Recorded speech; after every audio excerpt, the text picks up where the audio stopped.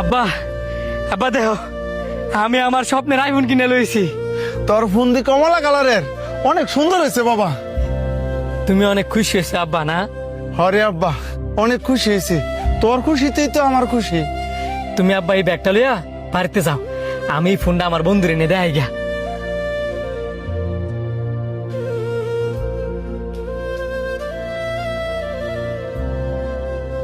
বন্ধু এই দেখ আইফোন লইছি। 17 Pro Max? নিশ্চয় চুরি করছস? চুরি করে মুখে লিখিয়া আমার আব্বাই আমার কিনে দিছে। তোর আব্বাই তোর এটা কিনে দিছে? কাকা এত টাকা পাইলো কই?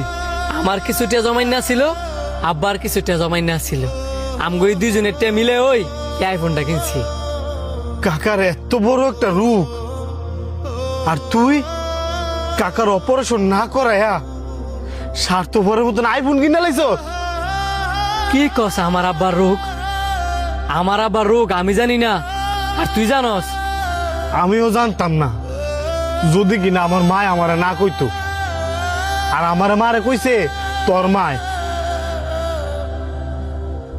আমরা সন্তানেরা অনেক স্বার্থপর। একটা বাপ নিঃস্বার্থভাবে একটা সন্তানের শুরুতে অনেক কষ্ট করে লালন পালন করে বড় করে তুলে। আর আমরা সন্তানেরা ওই বাপের একটা খোঁজ খবর লই না যে বাপটা কেমন আছে। হ্যাঁ, খোঁজ খবর লই কখন? যখন আমাদের প্রয়োজন হয়। এছাড়া বাপের লোকে 2 মিনিট সময় না বইয়া 2টা কথা কওয়ার মতো। আমরা সন্তানরা এতটাই ব্যস্ত, একটা বাপের জীবনের শখ আহ্লাদ সবকিছু বিসর্জন দেয় তার সন্তানের লেগে। মনে করে কি তার শখ আহ্লাদ দুঃখ কষ্ট সবকিছু হচ্ছে তার সন্তান।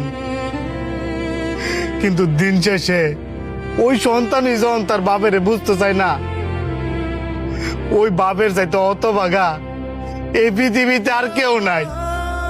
আসলে তুই ঠিক কইছস, আমরা সন্তানেরা বাপেরে বুঝতাম চাই না। তুই থাক। কাকা দেখেন, আপনি মুরব্বী মানুষ, আমি আপনার লগে খারাপ ব্যবহার করতাম চাই না। আপনি একটা কিস্তি নিছেন, ওই কিস্তি দিয়ে শেষ করছেন না, আবার আরেকটা কিস্তি নিছেন। যে কোনো একটা কিস্তি দিয়ে তো শেষ করবেন, আমার তো অফিসে জবাব দিয়ে করুন লাগে। আমার আর কয়েকটা দিন সময়